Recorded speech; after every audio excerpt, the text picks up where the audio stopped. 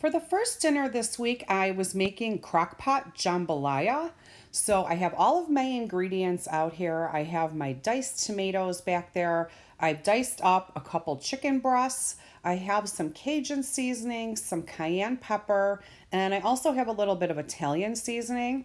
Here in my bag, I didn't have any fresh peppers. These are fresh peppers, but they were diced and frozen.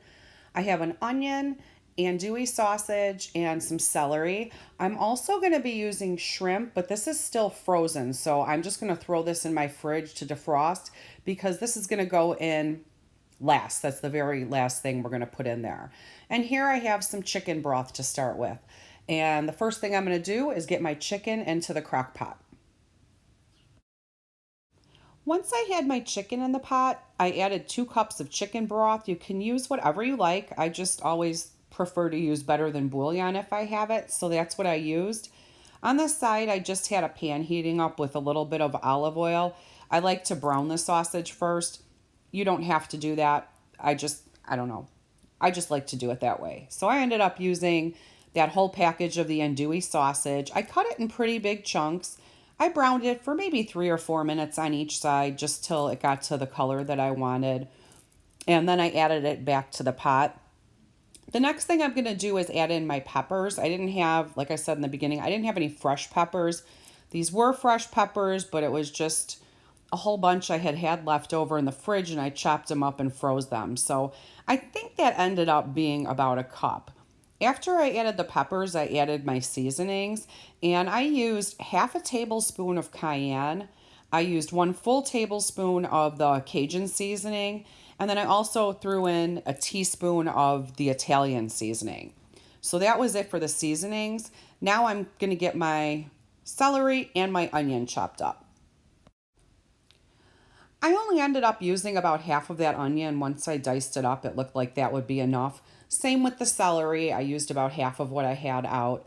I did also mince 3 cloves of garlic. I don't think I mentioned that before. And my 2 cans, my 14-ounce cans of diced tomatoes. So I'm just going to get all of that in the pot. I'm going to stir it up. So now we have everything in there except for the shrimp, which is going to go in last. And I'm just going to set my crock pot on 4 hours and I'm going to check it after that.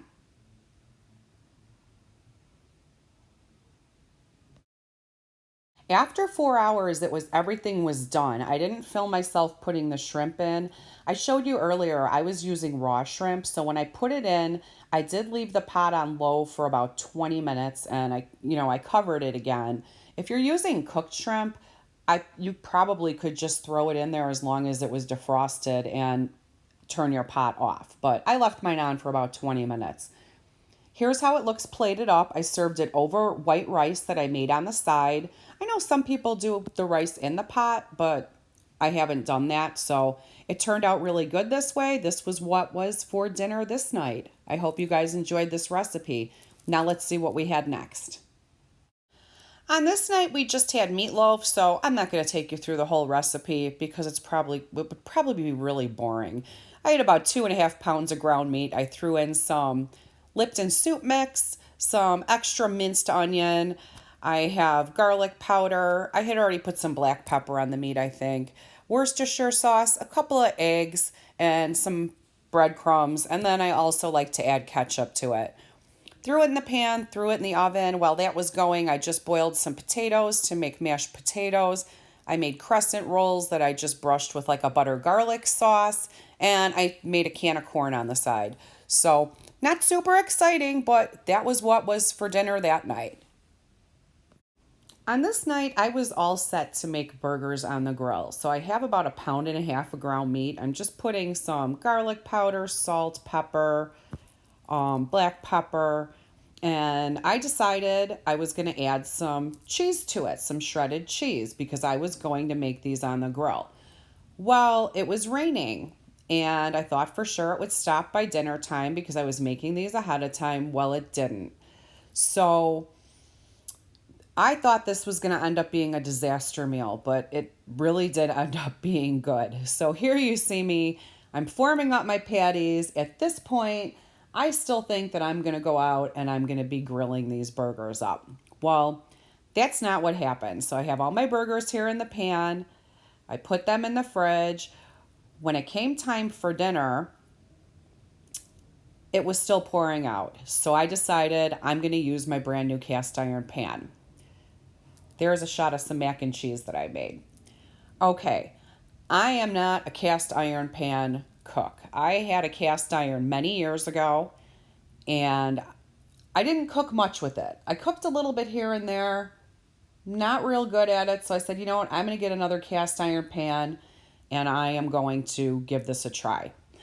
So, not thinking in the beginning about all that cheese that's in there, I start putting the burgers in. Everything's looking okay for a while. And then all the cheese starts to ooze out. And I'm thinking, like, okay, did I make a huge mistake here? It's all sticking to the pan. I'm like, am I going to be able to clean this? Now, like I said, I'm not a cast iron pan person. Ended up being fine in the end. I was able to get all that cheese out of there.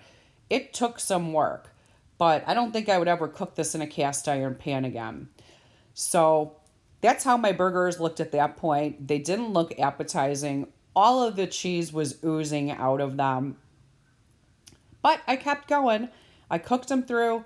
I threw some cheese on top of a couple of them and I served them up. It ended up being okay. It took me quite a while to clean that pan. I really need to learn how to cook in it, but I'm determined. But that was definitely a mistake using that pan for the first time with that. Here is my burger. It did turn out really good. It was delicious cooked in that pan. I just need more practice. And that macaroni and cheese you saw at the beginning, yeah, I thought I would love the Cheetos mac and cheese. No, not so much. It never made it to my plate. It stayed right there in my pot. So that was dinner this night. And on this night, we just went super easy. You can see back there, we're using the old standby, the Kraft macaroni and cheese. I have some smoked sausage, some peas, some biscuits, and some red potatoes.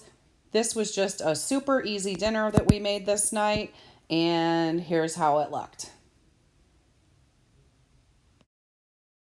Every week we like to do some type of taco dish, sometimes enchiladas or quesadillas or burritos. Tonight we just did tacos. I had about, it was just under a pound of ground meat that was already cooked and seasoned in the freezer, so I took that out.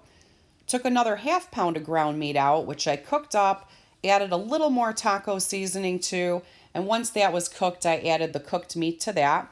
We just put together our tacos and that was it. So that's it for this week, you guys. I hope you enjoyed this video. If you did, please give it a thumbs up. If you're new here and you haven't subscribed yet, please do. I'd love to have you around. Thanks for watching, you guys. I'll see you on the next one. Bye.